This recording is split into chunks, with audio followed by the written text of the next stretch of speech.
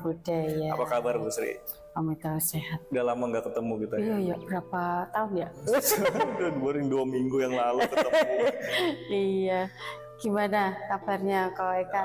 Amin baik Bu. Ini Sehat. perdana loh Bu, ini podcast kita perdana Bu ya. Iya. Tadinya kita rencananya mau ngobrol sama ketua majelis daerah. Cuman beliau ini sibuk banget, susah banget ngatur jadwal. Jam terbangnya tinggi. Wah, ya, tinggi banget Bu. Makanya Ibu kebetulan kita hubungin senggang, kita isi podcast pertama ini Ibu perdana ya Bu ya. Ibu di sini sebenarnya sebagai apa sih Bu? Ibu tuh di Bekasi. Tempat kerjanya di Kementerian Agama Kota Bekasi. Nah, tugas ibu itu sebagai penyuluh agama Kota Bekasi. Penyuluh itu ngapain tuh Bu maksudnya? Penyuluh itu tugasnya ya sebenarnya macam-macam ya. Ada tugas pokoknya nih, harus menyampaikan program-program dari Pembimas. Entah itu program tentang pendidikan, tentang keagamaan, terus bantuan-bantuan ya. Contoh lah, misalnya untuk bidang pendidikan. Nah itu yang perlu saya sampaikan, saya sebagai penyuluh Buddha di Kota Bekasi itu harus menyampaikan program-program yang dimiliki oleh Kementerian Agama, khususnya di Bimas Buddha. Nah untuk pendidikan itu ada bantuan untuk sekolah minggu. Nah sekolah minggu itu ada 2 nih, bantuannya ada untuk operasional, satu lagi sarana prasarana. Nah sarana prasarana itu ada 2 jenis. Oh banyak ya? Kalau dulu kan cuman untuk menunjang, kalau sarprasnya itu untuk menunjang penyampaian para pengasuh tuh, untuk ngasuh kan, untuk media media mereka mengajar lah. Nah sekarang difokuskan lagi nih untuk keseniannya. Bantuan alat musiknya tuh keren nih. Nanti sekolah-sekolah minggu itu kan bisa diaktifin tuh seninya. Apakah mereka mau bikin boy band misalnya, ya, atau seni angklung kah, atau kalau di Kota Bekasi ini kan identik dengan gambang kromong. Nah bisa itu. Bisa nanti mereka buat proposal, diajukan ke pemerintah. Nah kebetulan kan dari tahun 2021 April ya, 2020 itu di Kementerian Agama Kota Bekasi sudah ada satkernya nih. Sudah ada satker budaya. Cuman 2020 itu masih kosong. Nah, di 2021 per April, lupa saya tanggalnya itu, sudah ada penyelenggaranya itu Pak Edwin tuh. Jadi kita udah punya Bapak nih di sini. Iya. Dan waktu kita bakal ngobrol sama Pak Edwin. Boleh tuh undang-undang. Sibuk nggak beliau Bu? Kalau untuk akhir tahun ini kami sibuk ya. Sombong dikit aja. Mempersiapkan ini nih hari ulang tahun Kementerian Agama. Kapan Bu? Tanggal 3 Januari. Jadi nama itu Hari Amal Bakti. Nah, itu ada beberapa rangkaian, ada lomba paduan suara, terus catur, bulu tangkis. Nah boleh nih umat-umat kita yang punya keahlian bulu tangkis, catur, monggo daftar. Umum ya Bu ya? Umum boleh. Untuk agama khusus semua agama. Semua sekte ya? Semua sekte.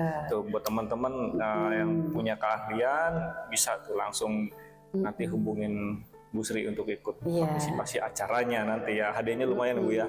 Hadiahnya ya ada deh. Generasi ya. Hadiahnya jangan lupa pasti dapat 1 set foto Ibu Sri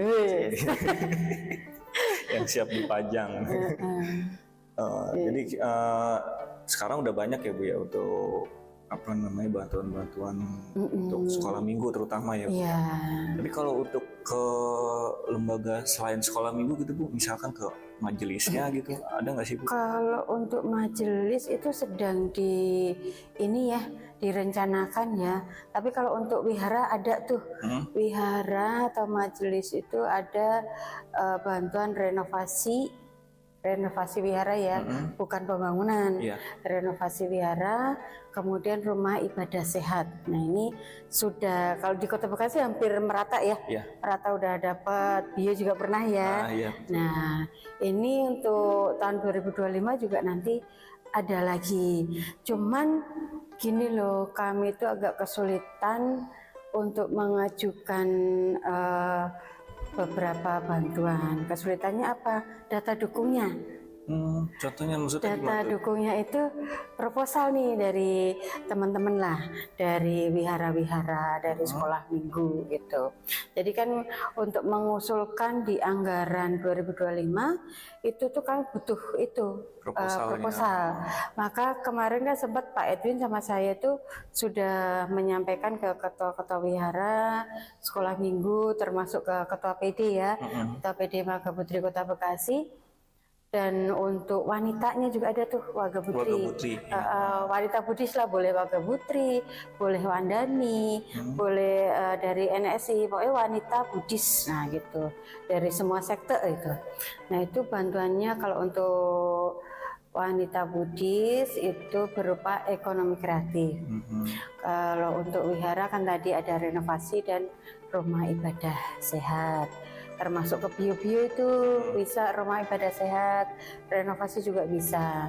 Nah kalau untuk PD kemarin kami coba sampein ke ketua PD Marga Putri Kota Bekasi, coba ayo bikin proposal untuk diajukan ke pusat itu. Kemarin ada 2 ya, kalau nggak salah itu ada 2 ngajuinnya, proposal untuk operasional sama sarana prasarana.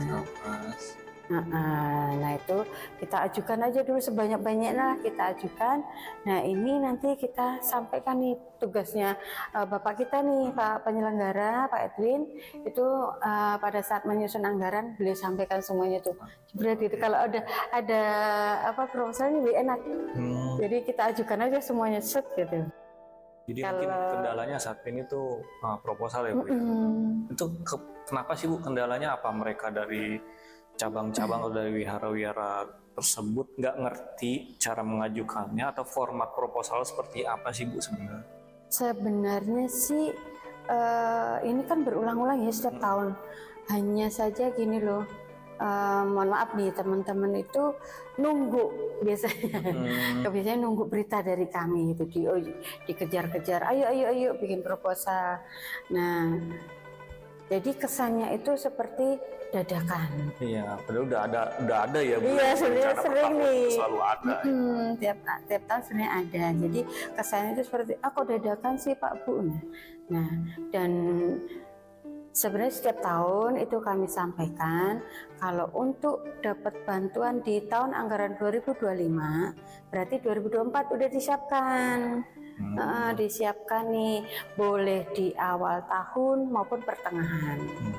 Kalau bisa ada batas ini nggak sih Bu, batasnya itu batas kita menerima atau Bapak Ibu mengajukan proposal itu kalau bisa pertengahan tahun deh, atau April Mei lah itu sudah mengajukan, kan? sudah beres semuanya. Soalnya kayak tadi teman-teman kita Bu Sri ini kan di kantornya sibuk banget ya, jadinya akhir tahun itu pasti udah ribet ya, segala pengajuan segala macam itu otomatis sudah pasti tersendat maksudnya. Nah Bu Sri, selain di Kemenak ini Bu Sri kegiatannya apa aja sih Bu? Ibu selain penyuluhan itu ada tugas apa ya, sebagai Dharma Duta. Dharma Duta Tridharma. Itu. Jadi kan ini ya apa namanya tuh? Klub lah. Ibu kan sebagai penyuluh. Iya, penyuluh, terus masuklah ke Dharma Duta. Pekerjaannya sebenarnya tugasnya nyambung sih, masih nyambung untuk mengembangkan Buddha Dharma ya, Buddha Dharma, terus memperkuat inilah sada umat kita biar tidak berbelok pindah ke lain hati gitu. Iya. Login logout. Jadi kalau bahasa sekarang gitu ya. Iya, bahasa sekarang login logout. Banyak sih itu Bu sekarang. Saya juga kurang paham ya Bu, apa karena pemahaman edukasi dari faktor keluarga kali Bu ya kurang. Bisa jadi. Bisa dengan mudahnya logout bahasanya gitu. Iya. Pindah ke lain hati gitu. Kalau sekarang sih kayaknya ini ya, kalau sudah berbicara tentang hati itu, apalagi sudah kasmaran ya, ada muda-muda itu, ya? Iya, mau nikah, oh ini katakanlah udah pacaran sekian tahun, mau menikah, akhirnya kamu harus login dulu dong ke aku. Jadi kayak seperti tarik-tarikan gitu. Iya. Nah, makanya untuk menghindari hal itu tuh tugas kami nih, tugas para penyuluh, tugas para pandita Dharma Duta itu, yuk kita bekerja sama meningkatkan sada. Nah, terutama untuk anak muda nih. Untuk anak muda itu perlu kita ingin lagi lah, kita kumpulkan mereka, kita kasih pengertian, wejangan supaya keyakinan mereka terhadap Buddha Dharma ini, agama yang sudah dipilih, terutama agama Buddha itu benar-benar kuat gitu. Jadi pondasinya ini nih, pondasinya itu perlu diperkokoh dulu. Karena kan kalau kita lihat nih ya, di beberapa wihara ketika kita penyuluhan maupun ceramah tugas sebagai Dharma Duta itu, kita datang, yang hadir kebaktian itu membuat hati kami itu kayak miris gitu loh, sedih. Bahkan ada juga tuh yang datang cuma 3, 4. Nah ini kan jadi PR kami nih, gimana sih caranya untuk menarik mereka kembali. Nah untuk menarik mereka kembali itu kan kami tidak bisa bekerja sendiri. Itu butuh bantuan dari ya anak-anak muda, terus ketua-ketua majelis, terus dibantu juga dengan para orang tua nih ya teman-teman ya, Bapak Ibu, orang tua iya nih, mohon bantuan juga nih para orang tua untuk tidak hanya mengajak anak-anak yuk kita ke wihara, tapi tolong di rumah juga diberikan edukasi ya, diberikan paling enggak tradisi itu. Tradisi-tradisi ini jangan sampai hilang.